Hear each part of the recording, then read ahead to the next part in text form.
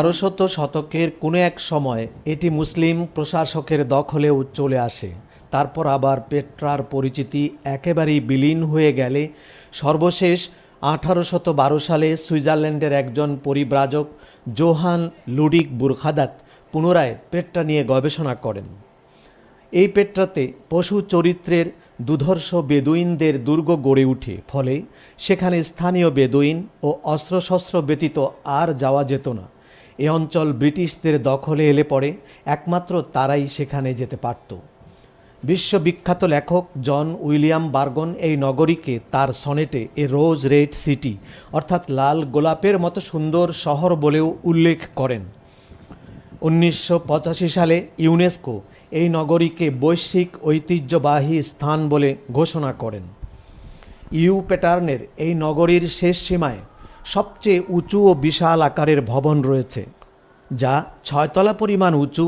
4 তলায় একটি ভবনের নির্মাণ করা হয়েছে, যাতে রয়েছে অর্থ মন্ত্রণালয়, প্রশাসনিক ভবন, বিচারালয় ও সর্বোচ্চ একটি উপাসনালয়।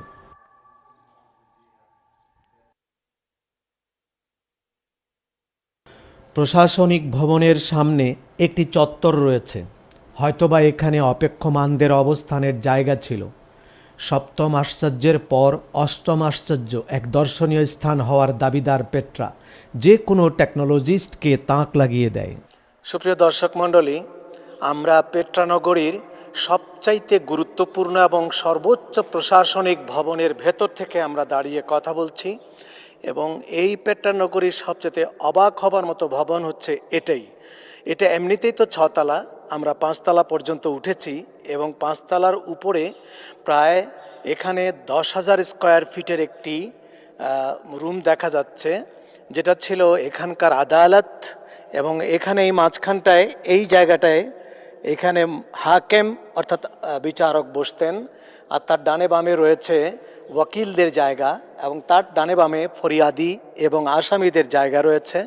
এই ভবনটির আরেকটি অলৌকিকতা রয়েছে যে এখানে একবার উঁচু শব্দে আওয়াজ করলে 7 রকমের প্রতিধ্বনি শোনা যায় এই ভবনটির ভেতর থেকে। এবং এই ভবনের ভেতরের ছাদ এবং দেয়ালের যেসব কর্মকাণ্ড দেখা যাচ্ছে, মনে হচ্ছে সুনিপুণ কৌশলে অত্যাধুনিক প্রযুক্তি ব্যবহার করে, নানা রকমের মেশিন ব্যবহার করে এবং কালার ব্যবহার করে এটাকে কাটা হয়েছে। যেভাবে এটাকে কাটা হয়েছে পাথরটাকে, মনে হচ্ছে কোনো অত্যাধুনিক মেশিন দিয়ে কাটা হয়েছে, আসলে কিন্তু হাতে কাটা হয়েছে। এবং ছাদটিও খুব সমান হয়েছে, দেয়ালগুলিও খুব সমান হয়েছে, শুধু দরজা আমরা দেখতে পাচ্ছি না, হয়তোবা নিচের অংশ ভেঙেই গেছে এই ভবন থেকে। এটাকে মহকুমা বলা হয় পেট্রার। খাজানা নামের এই পাথর কাটা ভবনের নিচে অন্ধকার কয়েকটি কামরা রয়েছে, যা তখন কারাগার হিসেবে ব্যবহার করা হতো। হাজার হাজার সহস্রাব্দীর বিবর্তনে পাহাড়ের পাথরগুলো মাঝে মাঝে ক্রিস্টালে পরিণত হয়েছে এবং বিভিন্ন রঙে রঙিন হয়েছে। কে এই সৌন্দর্যের সৃষ্টিকর্তা? কতই না তিনি সুন্দর! তাকে খুঁজে ভালোবাসার জন্যই শ্রেষ্ঠ মাখলুক মানব জাতির সৃষ্টি হয়েছিল। সৃষ্টিকর্তার বিধান মেনে তাঁরই এই সৃষ্টি কাননে ভ্রমরের মতো শান্তিপূর্ণ বিচরণ করবে মানুষ, এই তো ছিল কামনা। আর এজন্যই অসংখ্য নবী রাসূলগণের আগমন হয়েছিল। এ ধরনের অনেক ইতিহাস পেট্রার গায়ে অদৃশ্যভাবে লিপিবদ্ধ রয়েছে, যা জ্ঞানী ও গবেষকদের চোখেই ভাসে। পেট্রানের 3 থেকে 4 কিলোমিটার ব্যাপী পেট্রা নগরীর শেষ প্রান্তে রয়েছে নাগরিকদের সভা সমিতি ও বিনোদনের জন্য বিশাল আকারের গ্যালারি। ভাবতে অবাক লাগে, হলরুম বা স্টেডিয়ামে আধুনিক বিশ্বের এই পরিকল্পনা হাজার হাজার বছর পূর্বের প্রযুক্তিহীন সমাজের মাথায়ও ছিল। তফাৎ শুধু এটাই, এখানকার মডার্ন টেকনোলজিক্যাল সিস্টেমে ইট, বালু, রড, সিমেন্ট দিয়ে গেঁথে উপরে উঠানো হয়, আর তখনকার বিশাল বিশাল পাহাড়ের গায়ে হাজার হাজার শ্রমিক কাজ করে পাহাড় কেটে কেটে ডিজাইন করে নিচের দিকে সিঁড়ির মতো করে বসার জায়গা বানিয়েছেন। 3 থেকে 4 হাজার দর্শনার্থী বা অংশগ্রহণকারী বসতে পারে এত বড় জায়গা নিয়ে তৈরি করা হয়েছিল এই গ্যালারিটি। এখানে নাচ, গান, থিয়েটার সহ বিভিন্ন বিনোদনমূলক অনুষ্ঠানাদির যেমন আয়োজন হতো, প্রয়োজনে কোনো ঘোষণা, ইস্তেহার বা সভা সমিতির আয়োজনও এখানেই হতো। গ্যালারিটির নিচে নেতৃস্থানীয় ব্যক্তিবর্গের বসার বিশেষ আসন রয়েছে। আবার দুই পাশে প্রহরী বা বিনোদন অনুষ্ঠানের আয়োজক, পারফর্মার ও কর্মীবৃন্দ বসার জন্য ডার্ক রুমও রয়েছে। আল্লাহ তাআলা মানুষকে সৃষ্টি করার পর থেকেই বেঁচে থাকার তাগিদ শুরু হয় মানুষের। প্রয়োজন হয় বেঁচে থাকার উপক্রমের। জীবন জীবিকার জন্য প্রয়োজন হয় খাবার, প্রয়োজন হয় চলার ব্যবস্থার, প্রয়োজন হয়ে পড়ে বাসস্থানের। আর সেই জন্যই দিনের পর দিন মানুষ খুঁজতে থাকে কি করে জীবন বাঁচানো যায়, কি করে মাথা গোজানো যায়, কি করে রাতের বেলা একটু আরাম করে ঘুমানো যায়। খুঁজতে খুঁজতেই সময়ের পরিক্রমায় বেরিয়ে পড়ল এই পেট্রা নগরীতে মানুষের অবস্থানের এই অবস্থা।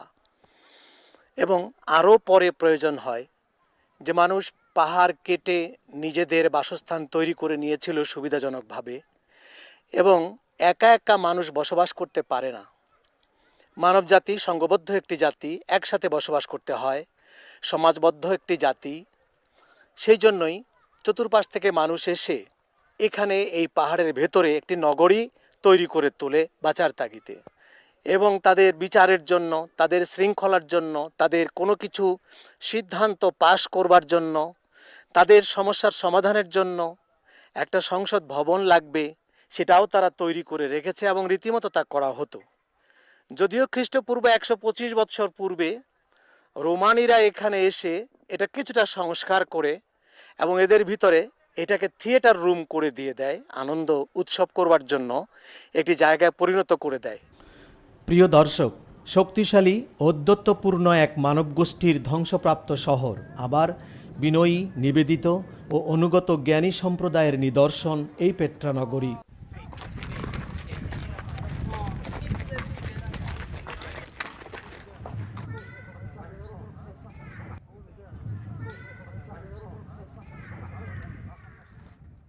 মানব সভ্যতার নিদর্শন ও ক্রমবিকাশ পেট্রা নগরী দেখে দিনের শেষে ফেরার পথে অসম্ভব কুদরতের খেলা দেখে অভিভূত হচ্ছিলাম। দুর্বল ক্লান্ত দেহেও যেন শক্তি ফিরে পাচ্ছিলাম। 363 সালে ভূমিকম্পে পাহাড় ফেটে সৃষ্টি হওয়া এই সুড়ঙ্গ পথটিকেই সংস্কার করে পরবর্তীতে পরিশ্রমী নাবাতাইনরা প্রায় 12 ফুট থেকে 16 ফুট চওড়া প্রবেশ পথ বানিয়েছে। যে কোনো দুর্গ রক্ষার জন্য উপযুক্ত এই রাস্তাটি ছাড়া এই পেট্রায় ঢোকার দ্বিতীয় কোনো পথ আর নেই।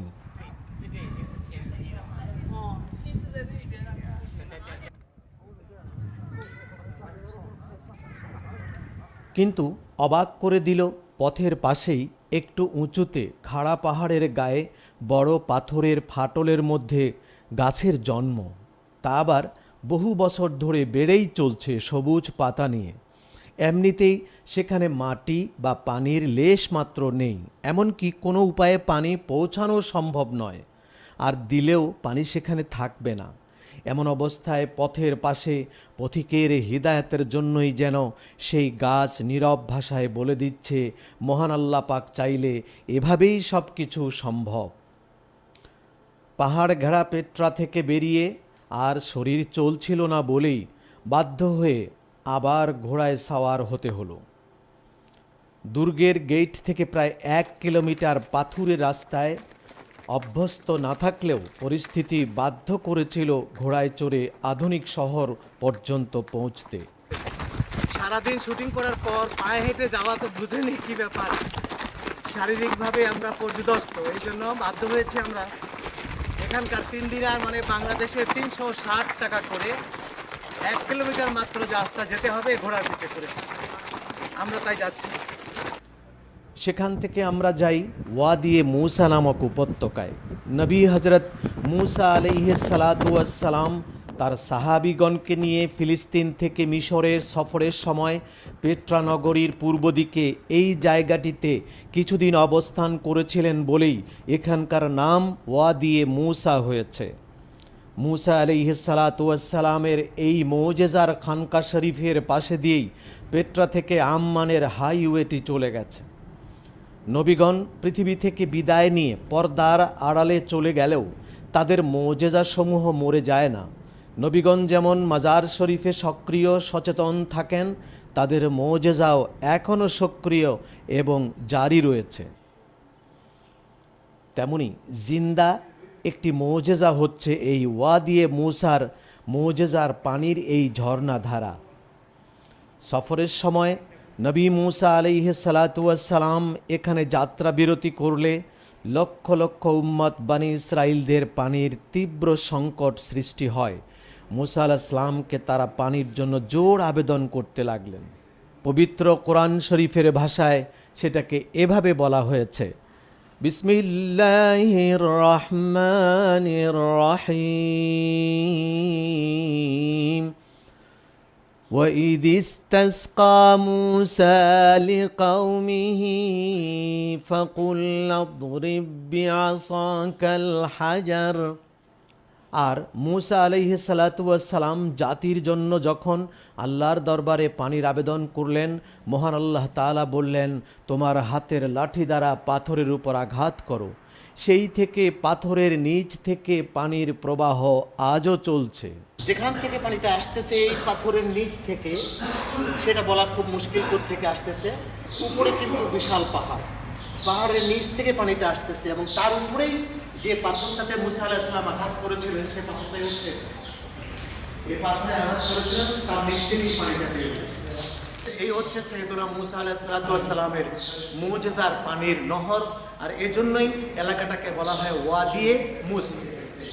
আমরা চেষ্টা করছি এখান থেকে, বিশ্বের অনেক দেশের লোক পানি নেয়, আমরাও এখান থেকে পানি নেওয়ার চেষ্টা করছি। দলে দলে লোক যারা জিয়ারত করতে আসে সবাই পানি এখান থেকে নিয়ে যায়। তা আমরা বড় গ্যালন জোগাড় করতে পারলাম না, যদিও আমরা অন্তত 3টা বোতল তো ভরে নিয়ে যাই। অনেকে বড় বড় গ্যালন বোঝাই করে এখান থেকে মুসা আলাইহিস সালামের মুজিজা আল্লাহ পাকের বরকতের পানি নিয়ে যাচ্ছে। আজ থেকে হাজার হাজার বছর আগে আল্লাহ পাকের হুকুমে এই পানি নবী মুসা আলাইহিস সালামকে আল্লাহ তাআলা দিয়েছিলেন। আর হাজার বছর পর বরকতের জন্য আমরা অন্তত নিতে পারতেছি, এটা আমাদের জন্য সৌভাগ্যের বিষয়।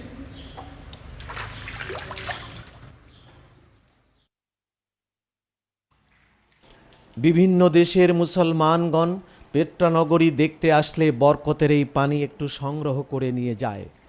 যে পানির সাথে সম্পর্ক রয়েছে পয়গম্বরের পবিত্র হাতের এবং মোজেজার পানি, ইমানদারের মন তো চাইবেই সেই পানি গায়ে মাথায় লাগাতে এবং আগ্রহ ভরে পানি সংগ্রহ করতে। তাই দেখা গেল অনেকেই পানি নিচ্ছে গ্যালনে করে, আবার কেউ বা পান করছে এবং স্থানীয় বাচ্চারাও সেখান থেকে পানি সংগ্রহ করে নিয়ে যায়। আশ্চর্য বিষয় হলো এই পাথরের নিচ থেকে পানির প্রবাহটি বের হচ্ছে তা বোঝা যায়, কিন্তু 50 ডিগ্রি সেলসিয়াস তাপের মরু অঞ্চলে কিভাবে এত ঠান্ডা এবং স্বচ্ছ পানি বের হয় সেটাই অবাক হবার মতো বিষয়। আসলে কুন ফায়াকুন নামের হুকুমটাই আল্লাহ তাআলার সৃষ্টির মূল রহস্য। পরবর্তীতে অবশ্য আগন্তুকদের সুবিধার জন্য কিছুটা সংস্কার করে পানি পান করা ও সংগ্রহ করার ব্যবস্থা সুবিধাজনক করা হয় এবং 3 গম্বুজ বিশিষ্ট একটি স্মৃতিসৌধ নির্মাণ করা হয়েছে, যাকে মাকামে মুসা বলা হয়। পানি গড়িয়ে যাবার জন্য অবশ্য পাহাড়ের নিচে ক্যানেল তৈরি করে দেয়া আছে। সেখান থেকে শুধু যে মুসলিমরা পানি সংগ্রহ করে বা পান করে তাই নয়, বরং ইয়াহুদি নাসারাগণও আগ্রহ ভরে পানি নিয়ে যাচ্ছে, পান করছে। ওয়াদিয়ে মুসায় মাকামে মুসার পবিত্র মোজেজার পানির বরকত হাসিল করে অবশেষে পড়ন্ত বিকেলে আবার পাহাড়ি পথ বেয়ে বেয়ে আম্মানের উদ্দেশ্যে রওনা হই।